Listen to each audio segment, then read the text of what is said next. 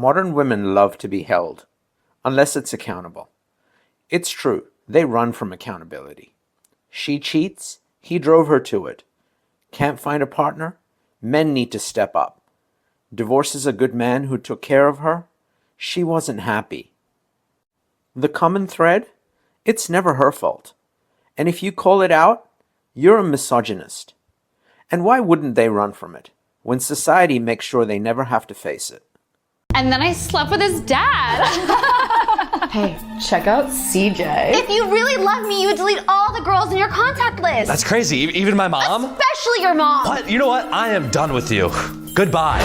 So pathetic. We should say something to her that'll ruin her life forever. I know just the thing. Hey, CJ. We just wanted to tell you something. Looks like another man broke up with you. And we wanted you to know he didn't deserve you anyway. He didn't? No, you're the best thing that's ever happened to him. Yeah, you're right. You deserve to be treated like a queen. And nothing you did was wrong. Everything is his fault. You really think so? Yes, don't change anything about you. You're literally perfect. Wow, thanks guys. I was just about to self-reflect on all my failed relationships and take a long hard look in the mirror. But instead, I'll just keep blaming all my dating problems on other people. Exactly. Modern women didn't just wake up one day and decide to avoid accountability. They were shaped by the world around them. From a young age, boys and girls are treated differently. Boys are pushed to take responsibility. Girls are comforted and protected from discomfort. Over time, that changes how they see the world.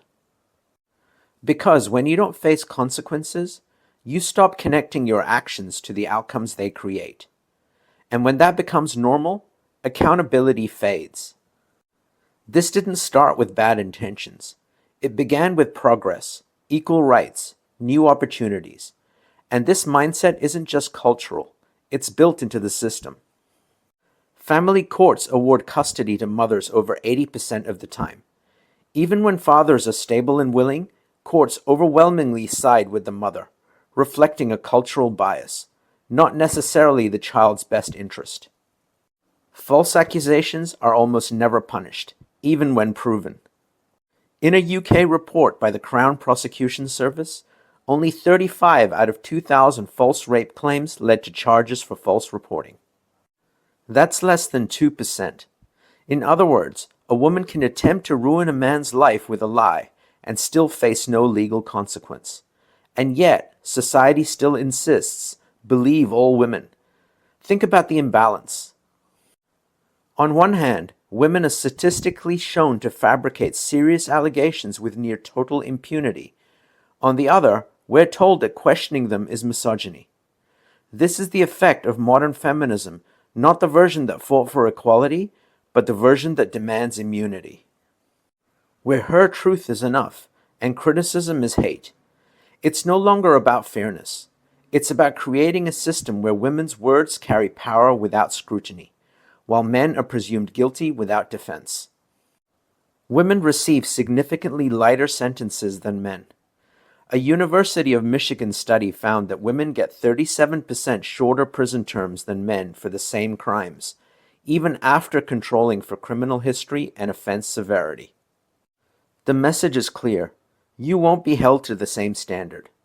This is a system designed to shield her from consequence, one that rewards emotional self-protection and punishes discomfort. It doesn't build self-awareness. It replaces it with constant validation. So why would you take any accountability when the systems around actively protect you from any consequences? When emotions become the standard for truth, facts stop mattering.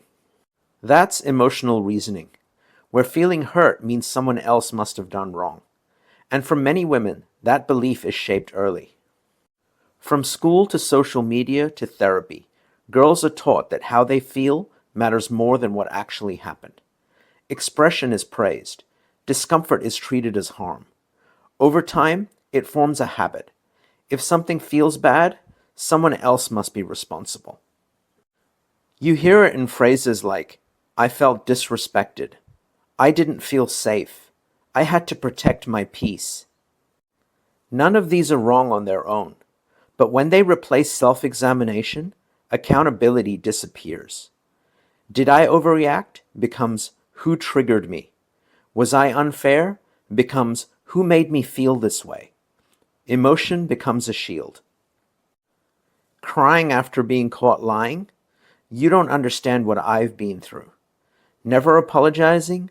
Changes the subject and storms off. Screaming during a fight? She was triggered. Acting aggressive and confrontational? He just couldn't handle a strong woman. This isn't manipulation, it's conditioning. And much of that conditioning comes from modern therapy culture. Even therapy reinforces it. Your feelings are valid was meant to build safety, but now it often implies your feelings define the truth. And it's just not therapy. Women's magazines, pop psych articles, and influencer content repeat the same script. Trust your feelings. Question anyone who challenges them. Never doubt yourself. So instead of confronting patterns, people are encouraged to justify them. If she expresses doubt or remorse, it's reframed as trauma. If she questions her actions, she's told she's being manipulated. If she tries to take responsibility, it's seen as weakness. And these ideas aren't just coming from society. They're echoed by the people closest to her. In many women's circles, the mirror is never held up. Instead of, what was my role? She hears, he didn't deserve you. You're too good for him. Protect your peace.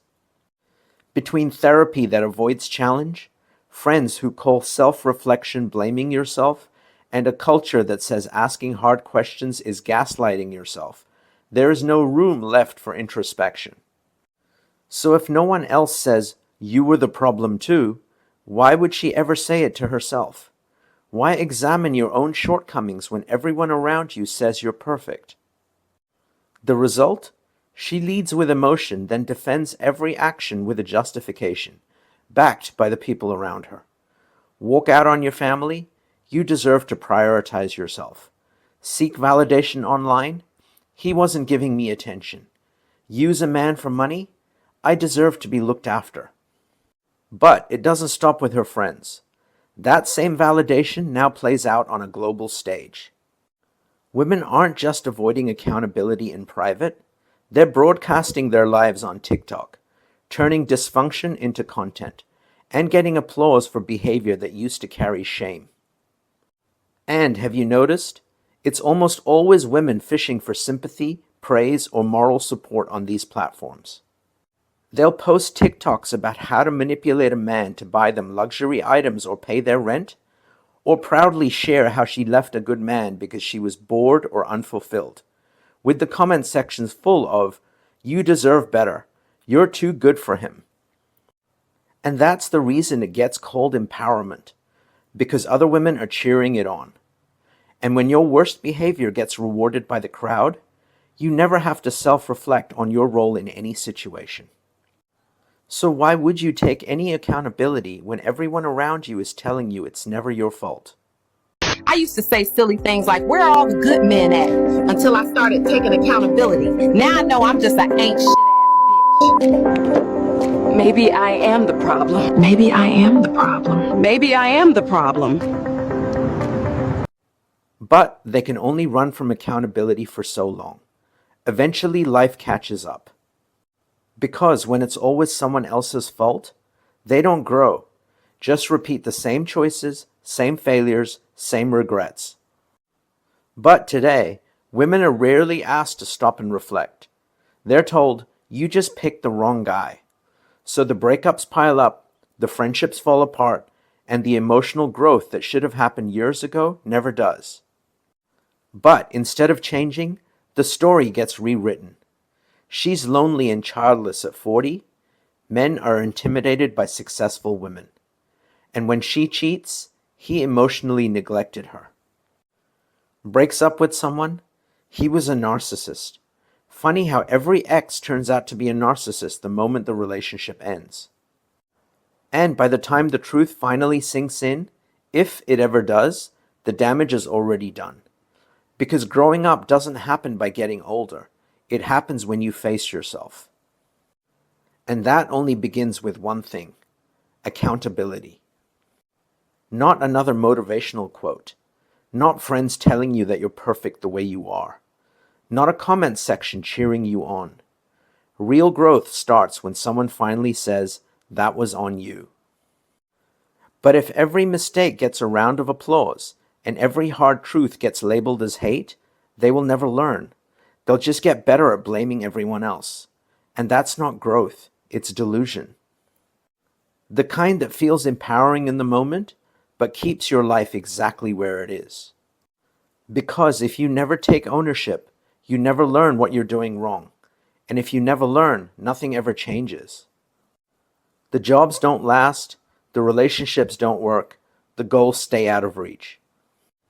You end up stuck in the same loop, waiting for the world to change instead of changing yourself. Until one day, it's too late to change course, and you realize that you were the common denominator all along.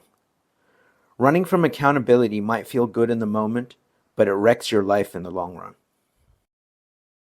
If you found this video insightful, you might like another one on a similar topic. Click on the thumbnail to watch or keep exploring. Also, please comment, like, and subscribe to the channel.